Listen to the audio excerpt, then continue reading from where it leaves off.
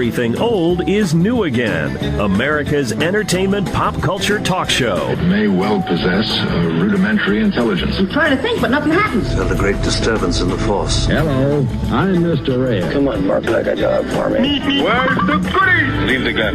Take the cannoli. I bet you wouldn't have done anything like this if Mom and Dad were here. You filthy criminal. Excuse me while I whip this out. Go ahead. Make my day. Here are your hosts, Douglas Viviani and David Cohen. My Parents, An Average American Family by Edward Wolfgang Munster. I have the most wonderful family in the whole world, and we all live in a mansion on Mockingbird Lane. It is a neat place. All the grass is weeds and the trees is dead. He does have a flair for the language. My father is a handsome man about 9 feet tall, who has a green complexion and steel bolts in his neck. The stroke did not bring my father. He was made in Germany, in a laboratory. He was built by a Dr. Frankenstein, whose hobby was putting together do-it-yourself people kits. My mother is over 400 years old, and right now she is alive, although there were many times when she wasn't. My grandfather was born in Transylvania, where he was known as Count Dracula. He did nothing but night work, and always got home by sunrise to flake out in his marble bed. Welcome to Everything Old is New Again. We are listening a little bit there to an introduction to the All-American Family, the Munsters from the 60s, if you remember that. Welcome to Everything Old is New Again. This is Douglas Viviani, and this week we have a special guest who will take us to 1313 Mockingbird Lane and beyond. Butch Patrick began his professional acting career at the age of 7. He is best known for playing Eddie Munster himself on the Munsters TV series, 70 episodes, from 64 to 66, as well as the feature film Munster Go Home in 66. Welcome to Everything Old is New Again, Butch Patrick. Well, I'm definitely old. I got that right. And we're all reviving ourselves and reinventing and becoming new again. That's what it's all about. Thank you for coming on the show. We're going to have a great time. We've talked about the Munsters a number of times before, and just how great a show it was back in the 60s. How old were you when you started on this particular show? Because we've done other things as well. Yeah, I was 11 and 12, but the crew called me a 39-year-old midget. Actually, that would be a 39-year-old little person with politically correct today, because I was wise beyond my years, and they thought that I was an adult hidden in a child's body. Well, let me put it this way. There were a lot of kid actors back in the day, but I think besides yourself, Billy Mooney, the only two that really come to mind, although there were a lot, but back at that time, but you really captured the fancy of people when we watched that show, of course, because of the makeup. You were one of, I would say, the first ones to wear pointy ears in the 60s. One of two, huh? Yeah, when I met Leonard Nimoy, I mentioned that to him. You tell him you were first? I think you are, for sure. We got it. We took a great picture together, and everybody cried it around because it was very funny about the pointed ears before Spock getting Munster. But yeah, it was. It's actually very amazing. A lot of things had the planets must have aligned perfectly for that 2 years, because for a little show, 70 episodes across 2 years in the mid 60s of old black and white programming, its fan base is larger than ever, and it's gonna be around long after I'm gone. And it's funny, the kids today who are watching it, who have been introduced to it, love it as much as their parents and grandparents loved it the first time around. Very true. I have a 10 and a 7-year-old, and they're starting to get into it now themselves. They got it on DVD, and I think it's on Hulu or one of these channels, but you could really get a kick out of it at any age. And let me take us back just a smidge before the Munsters, just to remind everybody, in 61, you worked with Eddie Albert and Jane Wyatt in The Two Little Bears. You were in Bonanza with Lorne Green and Michael Landon. You were a guest star, I guess, in Mr. Ed. Rawhide. You worked with Judy Garland, Burt Lancaster, Sidney Poitier, Bill Bixby, and My Favorite Martian. At the time when you worked with all these individuals, certainly you younger than 10 and so forth, did you realize who you were working with, and did you take anything away from it? Any particular one of those that we could share? Well, many of the shows that I was on, I was a fan of watching, so that was a treat for me. I loved the Westerns. I was a huge Zorro fan. I loved Rawhide and the Death Valley days. I got a chance to do those. Gunsmoke and Bonanza as well. the Mr. Ed and My Favorite Martian, I did a couple of Mr. Eds. I was a huge fan of Mr. Ed, My Favorite Martian. So it was funny. I Dream of Jeannie. A lot of the shows that I was lucky enough to be a guest star on, I was actually a fan of. Now, being a guest star, though, you don't really get to know the other people in the show all that well because you're just in and out, of course. But did any of them, I don't know, was it business as usual? Did any of them take you under their wing for that particular episode and walk you around, or is it pretty much on your own? How does that work? You know, that's a good question. It really is. You pretty much are prepared. You know, you got your script, and you get to know. In Hollywood, it's very much the norm to meet someone, work with them closely, and then part ways very quickly after. It just kind of goes with the territory. So you're cordial, you're nice, you do your job, you run your lines, you get to know them a little bit. You might have a lunch with them. But you got to remember, as a kid, when you have free time, you go back into school, so you don't really get a chance to socialize when they're like hanging around behind the scenes and this and that. So you really don't have, plus you don't have a whole lot in common with people in their 30s and 40s exactly. When you're a kid. So you're just pretty much doing your job and going back to school, and it's just sort of a role that you take on. That's somewhat of an isolated role, unless there's other kids around. Right, and I think what they've done now, or I've seen with some kid actors, they try to get twins to act, excuse me, in these shows, so that when one's learning, I guess you'd say the other one's still performing, and vice versa. Of course, you didn't have that ability, so yet you were limited in the amount of time, I guess, that you could spend on the show too, right? They did that back in the early '60s. Bewitched comes to mind with Erin and her sister.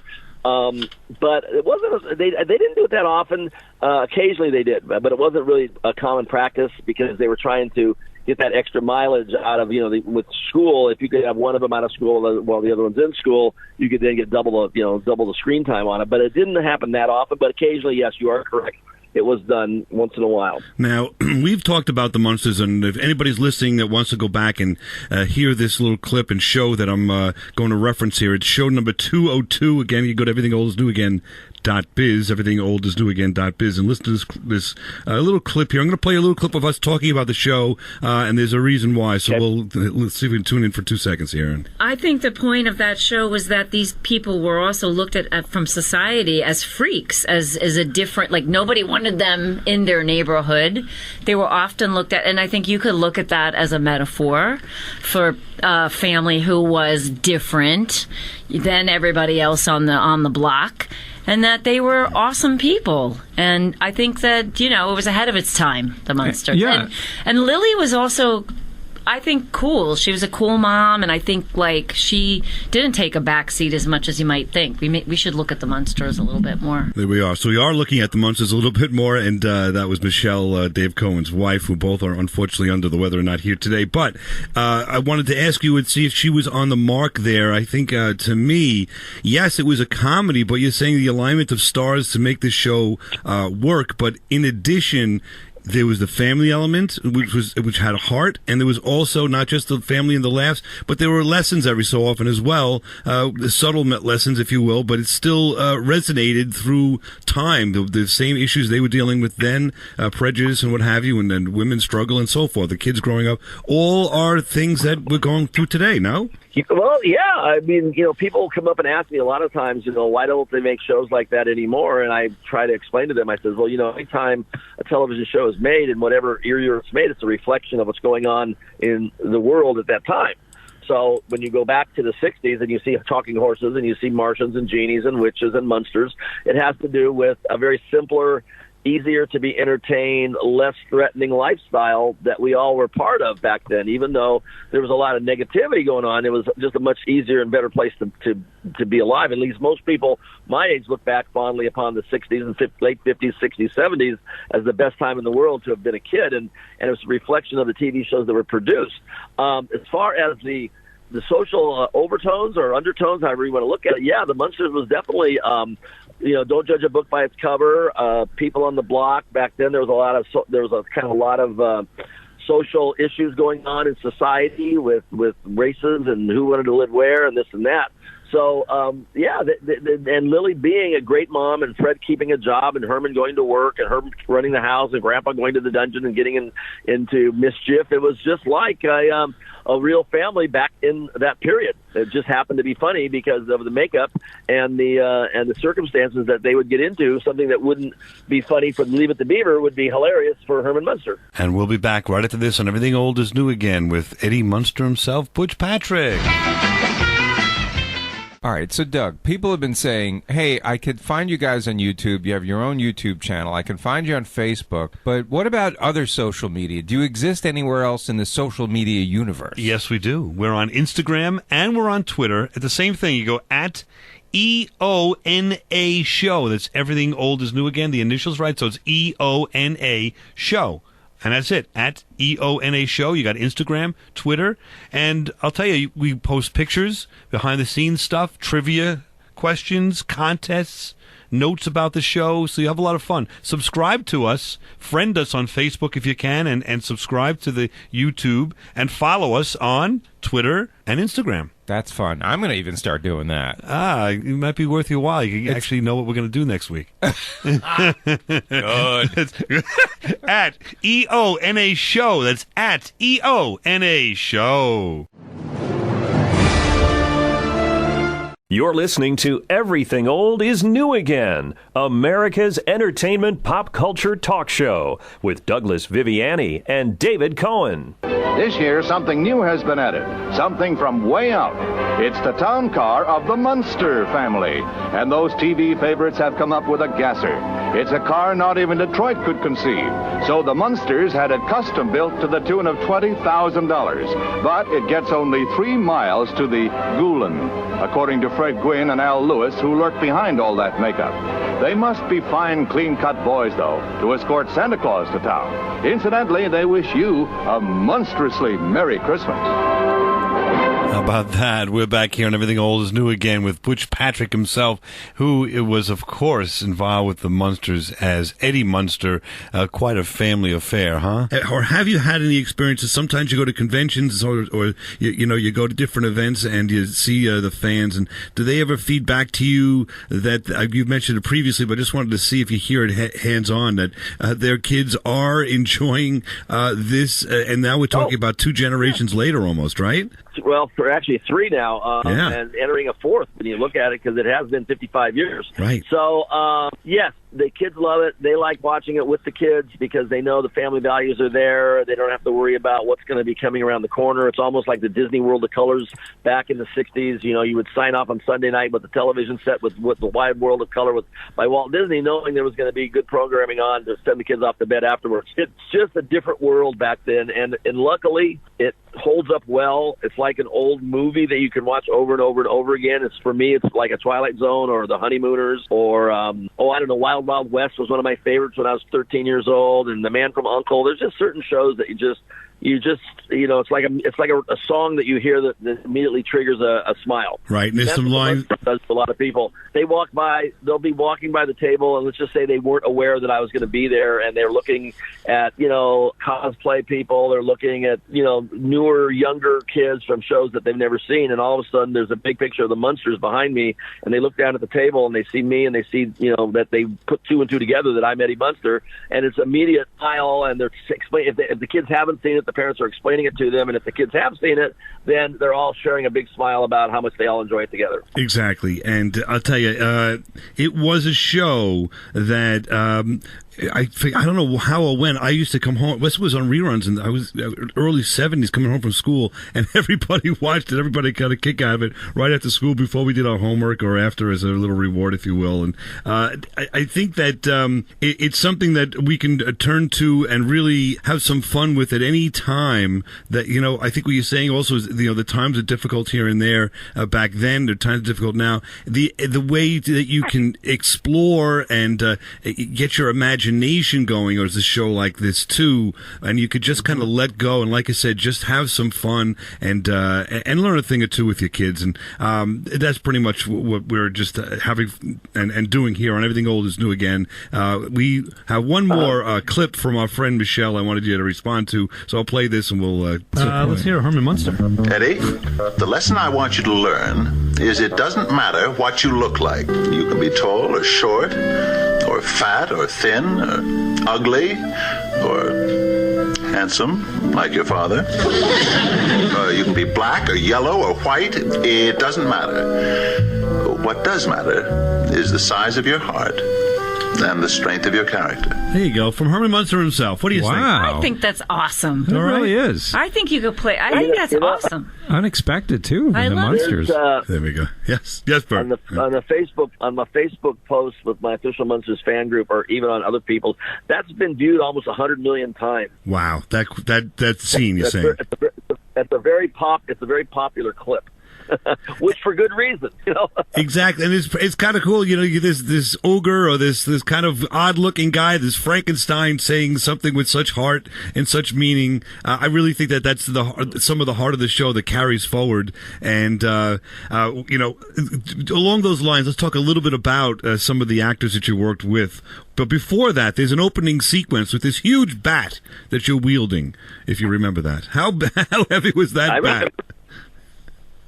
Yeah, it was this opening of the second season when Herman busts through the door and we all do a little quick pose on the porch before walking out of frame, and I'm holding this giant baseball bat looking like I just hit a home run.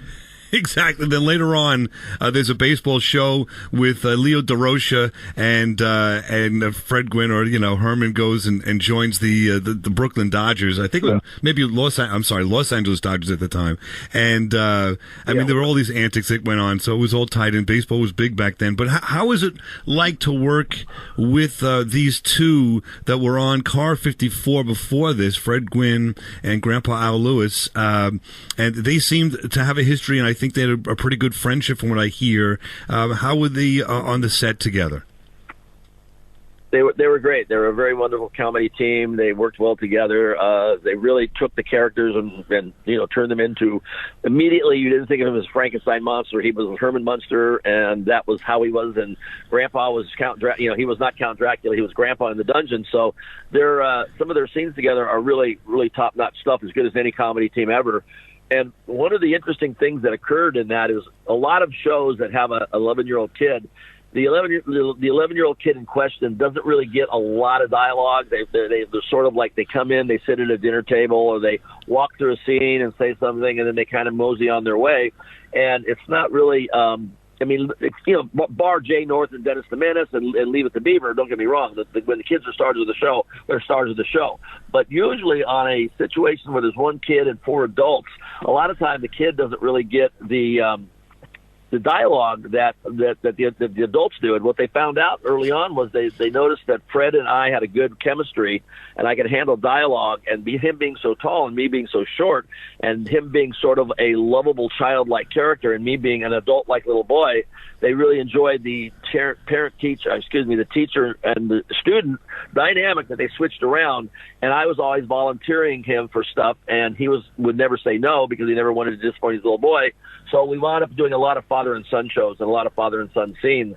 And that's where I really learned a lot about acting, because Fred was such a great instructor, and working with him, it really helped me. And the better I got, the more they wrote dialogue for Eddie and Herman and Grandpa. So there were a lot of shows that featured me, which was great. Right. You could see that more in the second season, where they're tailoring and learning about the characters and certainly develop that relationship. Do you have any idea why? And I think something to do with colorization, and Batman came along, and that was the fascination at the time, because color TV was coming around and Munsters were in black and white, and all of a sudden Batman was around with all its antics and colorization. But was there? I wasn't really aware of ratings and things back then as we are now. What was the reason we didn't? I mean, it's such a great show. We weren't able to go to, I don't know, season 3 and 4. Do you have any idea?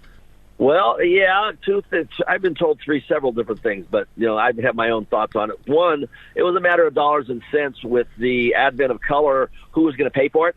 whether it was going to be the network or whether it was going to be the producers. That was an issue. Second issue was the ratings were suffering. We were down in the mid-30s, and we were always like a top 20 show. So we were slipping a little bit to Batman.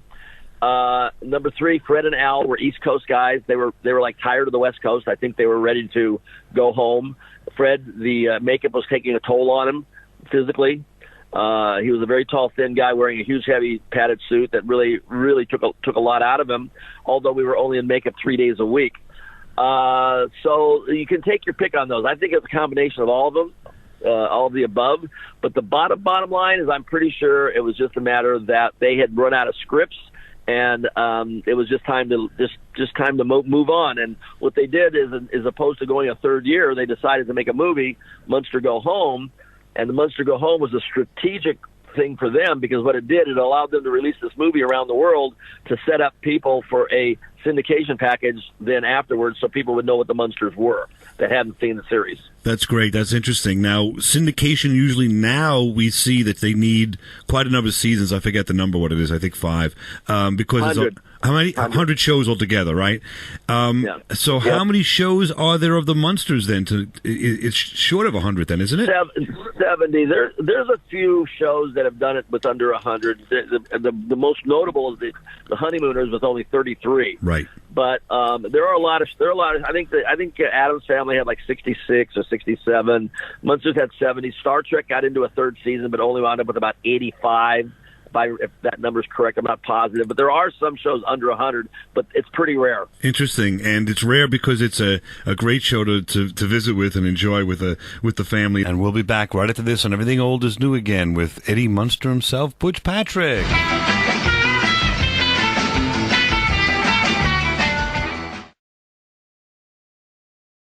Hi, I'm John Billingsley. I was never a starving actor, but I do remember exulting when I found a $10 bill on the sidewalk one day. Breakfast. 1 in 5 Americans are food insecure. They wake up in the morning and they're not sure whether they're going to get enough to eat that day.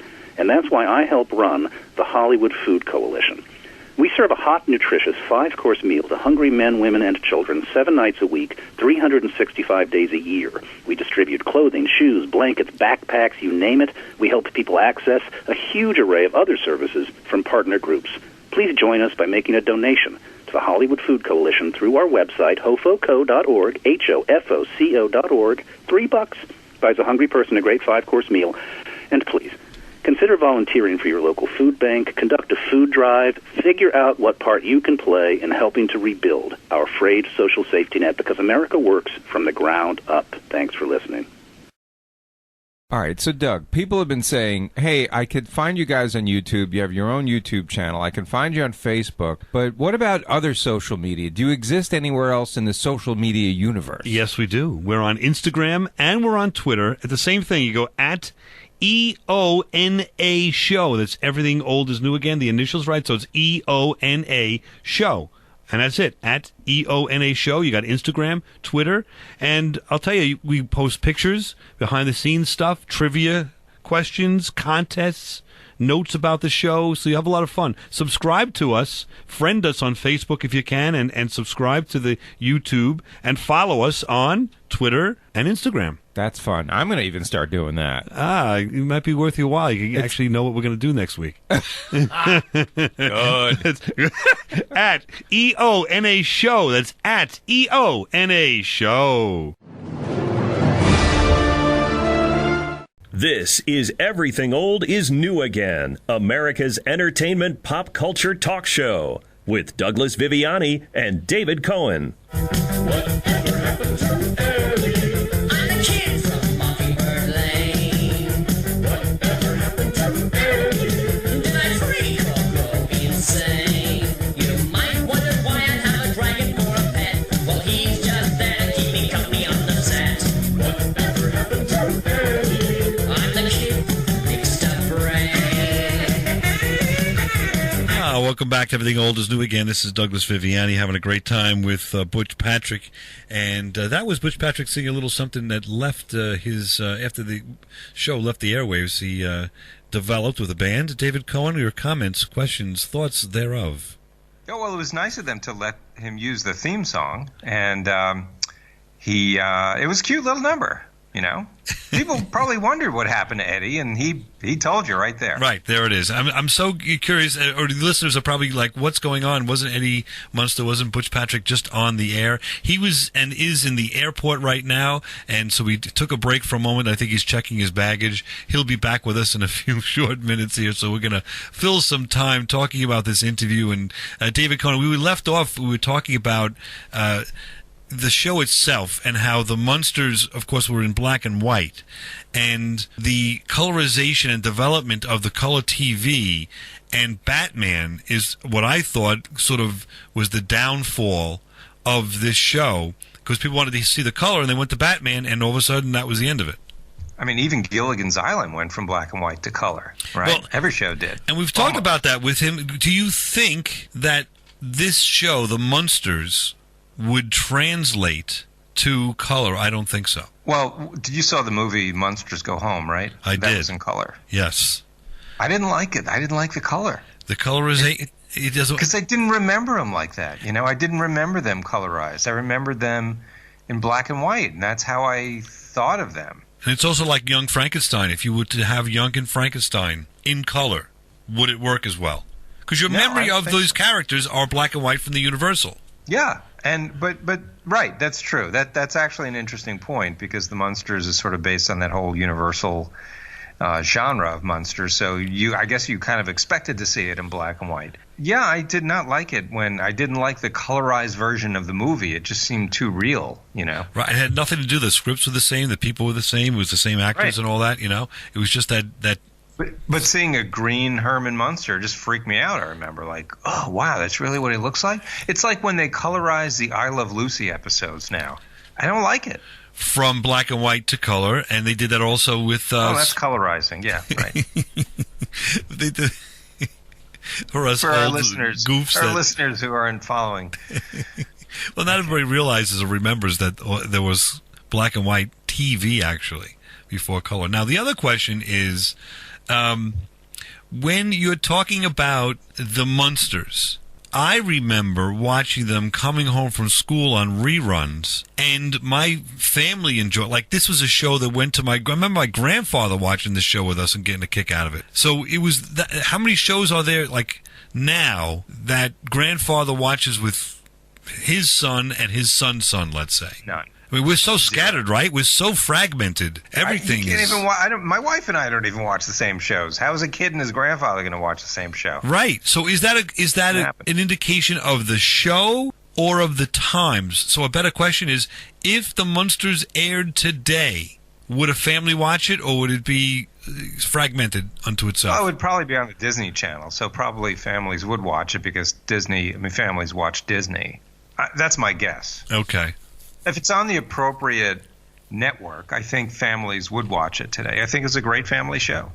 I agree. And I'm having a great time speaking with Butch Patrick. He's right now waving the proverbial baggage tag at us, and he'll be back here in about a minute and a half.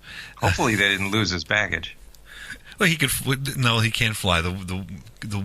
What character? If he was Grandpa, he could fly without the airplane. I guess that's true. Yeah. That's true. A bad joke, even made worse by not being relevant to his character. But so, along those lines, David Cohen, we have 1 minute left. I think he's coming on over. How are you enjoying the interview? You have anything of interest that you would like me to ask before we go dive into this again? Because you're routinely very quiet. Matter of fact, why don't we ask you that? Why are you so quiet during these interviews? You're very introspective. You give me my space to interview these people, and you just kind of make faces at me when I make the question. That's what's happening behind the scenes. You're well prepared for these interviews. You're very well prepared. So I just let you lead the ship, and you do a really great job. So I'm almost taking maybe too much of a passive role as the listener. You know? See, I'm glad that I asked that question. I got a nice answer there. That was good. I'll just revel in that for a minute or two. We have 30 seconds left, so... Don't let it get to your head. And we have other guests coming up. We're going to enjoy David Soul interview from Starsky and Hutch, and there's many more that are coming up. These interviews are John Billingsley. We have lots of interviews that are just going. Peter Weller's coming up again.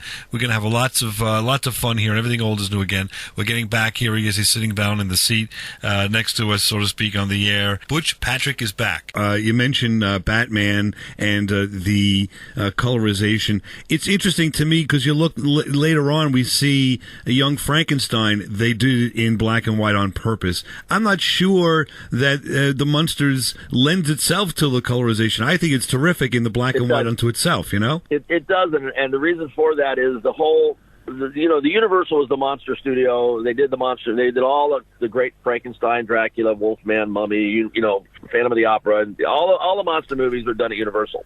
And they had a system and a formula.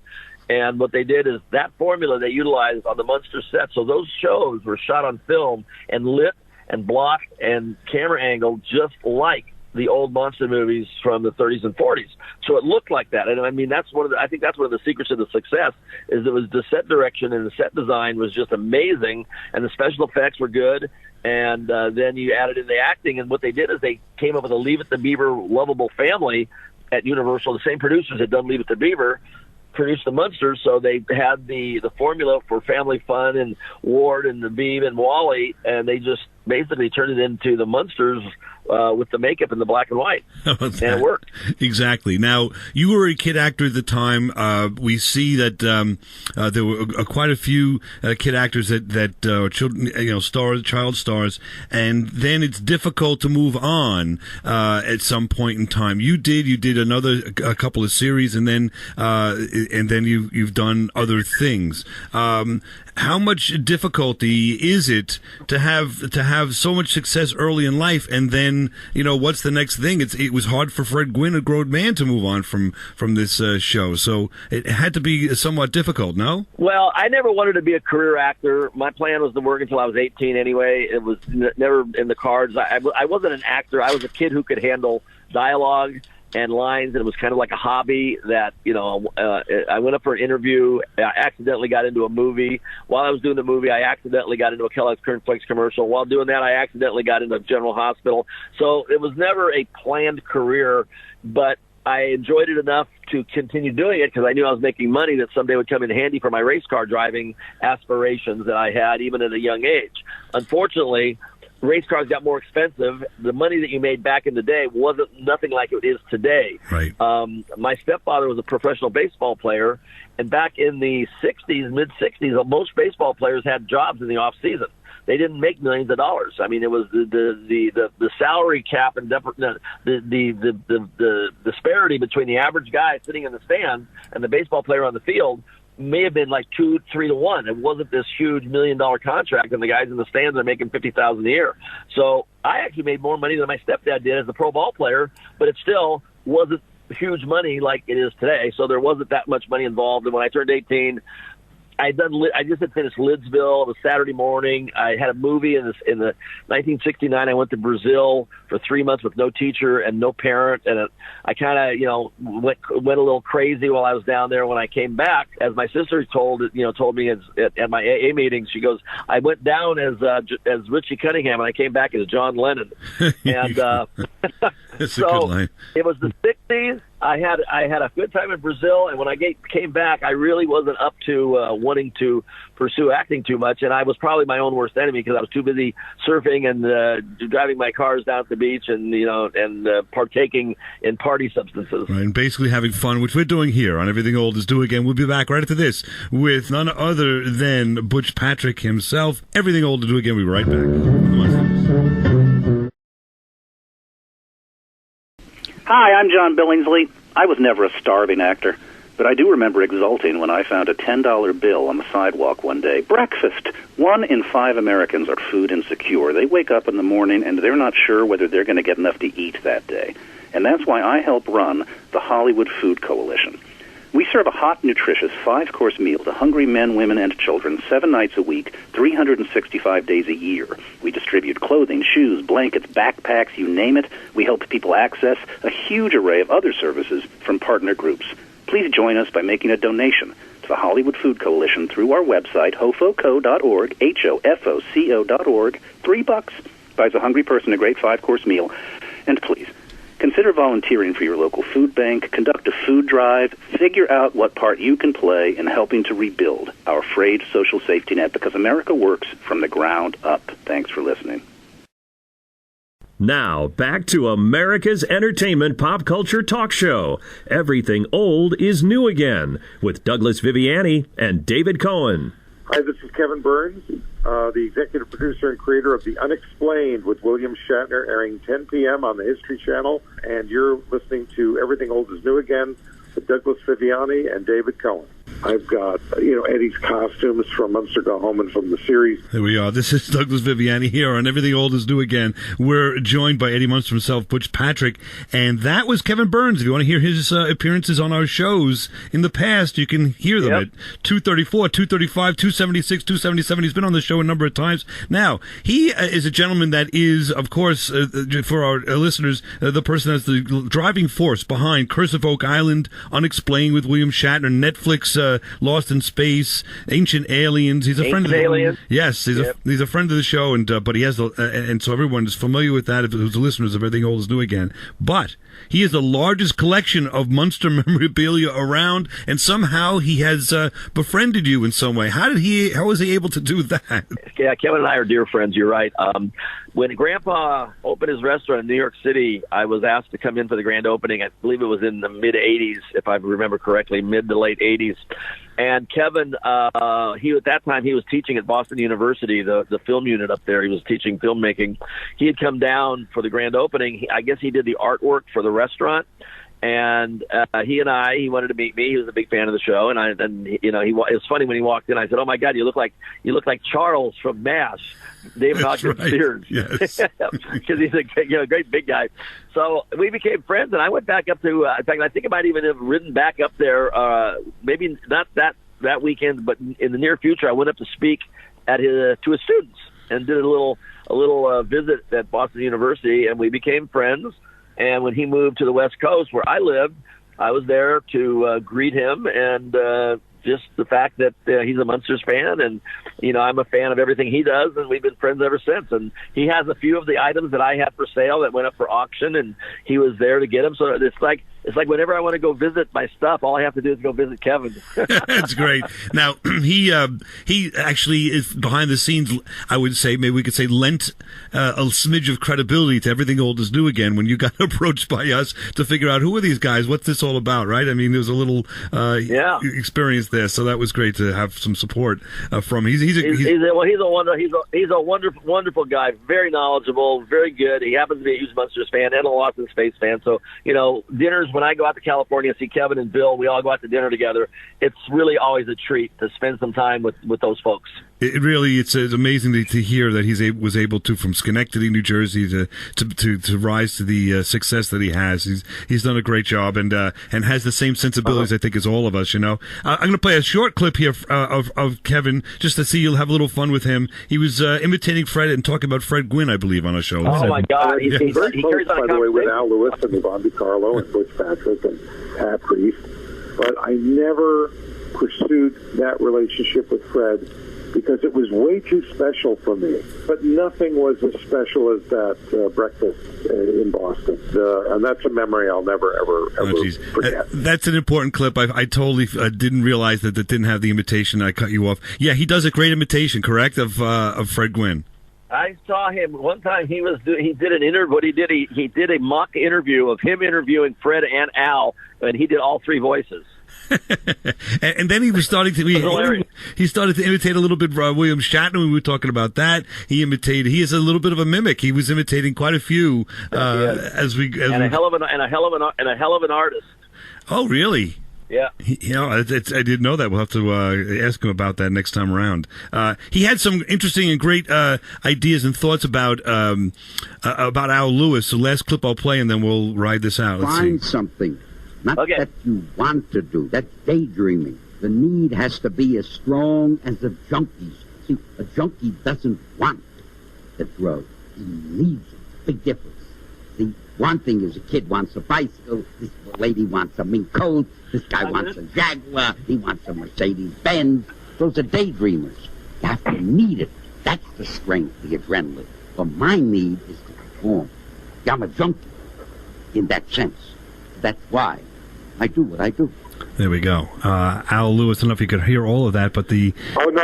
That brought a tear to my eye because I got to know Al, as I said, very, very well, and he and his wife Karen and his sons and his first wife Marge. Al was very much a family man. He was a character totally self-invented and bigger than life, and that's used a lot, but Al was absolutely the epitome of that character. So what do you think? Is Kevin Burns on the mark with that statement? You spent a lot of time with Al.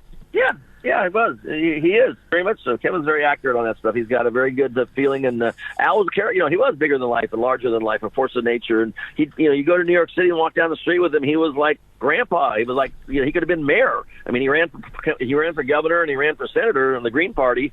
But I don't think he wanted the job. I think he just liked the idea to keep everybody on their toes and be there during the debates and be on the ballot as Grandpa Al Lewis. With his restaurant and owned by the mob. John Gotti owned that restaurant. Didn't realize that. How about that? And he was the front for it. I didn't either for a long time, but then, it was brought to my attention, and it was perfect because it was a great restaurant, and Al, he could hold court and he could go down and visit, and it was down the street. It was a perfect fit for him. But he was no fool, and I'm only saying that from the on-screen persona, but you certainly could hear from that clip too that he knew what he was doing and how to achieve success and do something that you want to do in life and drive for it, and you'll be successful. He was a junkie for acting, and he was saying that in the best term, Yeah, he was my mentor. I mean, he was a great. He was all over the place. He was a basketball scout. Not a coach, a scout for NBA teams.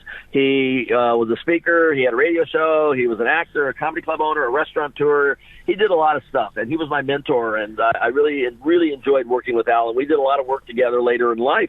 After I did Eddie and the Monsters in 1983, I asked Al to help me out because I needed to be two places at once. And he did something for me in L.A. when he was out there. And we started reconnecting, and we started doing appearances. And then we brought in Pat Priest. And then we did Super Scary Saturday down in TBS, for TBS, and we guested on his show there. And the rest, went on and on and on. And now what I want to do is, before I sign off, I want to tell you what I'm up to right now. Yes. If I may. What I would like people to do is go to my Coach, like Munster Coach with a K. The YouTube channel is Coach to Coast. I travel extensively with a 34-foot trailer. I have a Munster coach. I'm an automotive gearhead. I now have an escape room in my trailer with Munster theme, and Herman and Grandpa with the audio files in there, and people go through. It's called 1313 Mockingbird Maze, and I'm enjoying that, going all over the country, meeting and greeting fans. So if you would subscribe to my Coach to Coast channel on YouTube, it would be wonderful. And I also have Munsters.com if anybody wants to check my schedule, see where I'm going to be. That's the way to do it. Now, is there a link on Munsters.com to the YouTube channel? There should be, yes. I believe there is. If they don't see it, they just remember Coach to Coast, and there should be a link. Right now I'm in the process of changing over some stuff, so if it falls through the cracks, you can just come to Old is New Again. And also, for those aches and pains, I'm also Eddie Arcaro's granddaughter has asked me to be a spokesperson for Rise Botanicals. So what I'm doing now is I get older and I have my aches and pains. I use Rise Botanical CBD. It's great stuff, and it's all natural.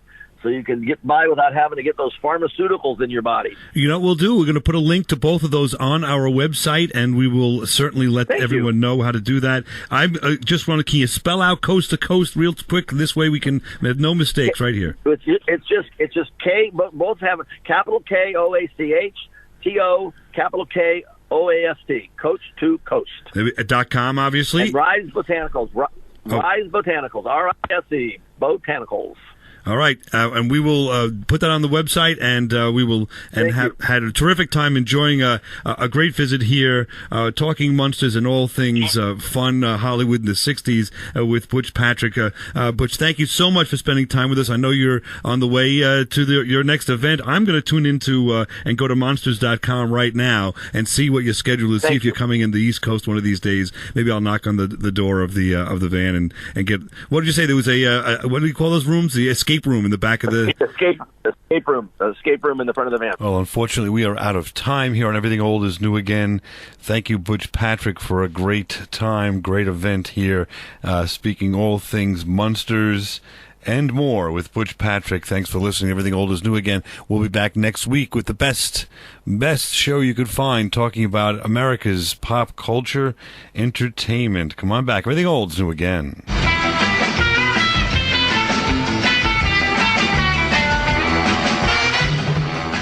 That's why I'm doing your show, because when I saw the title of it, I said, "Oh, this is a platform, man." So. Oh, I love it. That's tremendous. I appreciate that with Dr. Weller. The idea, maybe you can explain on the air here what you think of the show, or at least the concept of our show. Well, the attraction to do the show was the context of realizing your past and your history, and not just sort of honoring it like doing a Fred Astaire memorial, but to contextualize the past subsequently so that we don't make the same mistakes, or that we have a guidepost. All the things I've been talking about it doesn't matter whether it's myths or whether it's history. Those things fascinate me because my PhD is in Renaissance Italian art history and how to look at paintings.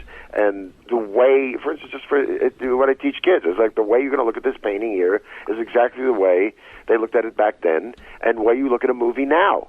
So all that stuff that we talk about, what's entertaining in movies, is the same thing that entertained people in the past about art. And so everything is old is new again is history, man. It's the second I saw it, I said, this has got to be a history show. And it's pop culture show. Even though it's pop culture history, pop culture back in the day. Guess what? The Renaissance art was the pop culture of the day. So let's not you got to see that. But wow, you know what? Everything in its day is pop culture. And I'm so happy to have had you. I wonder, maybe we'll have you back. We'll put you on the spot at this point if you're welcome to, anytime you like. No, David Cohen, Douglas Viviani, you guys are my new heroes, so I'll come back whenever you want. You've been listening to Everything Old is New Again, America's pop culture entertainment talk show. Find us on the web at everythingoldisnewagain.biz. That's .biz. See you next week. Same bat time, same bat station.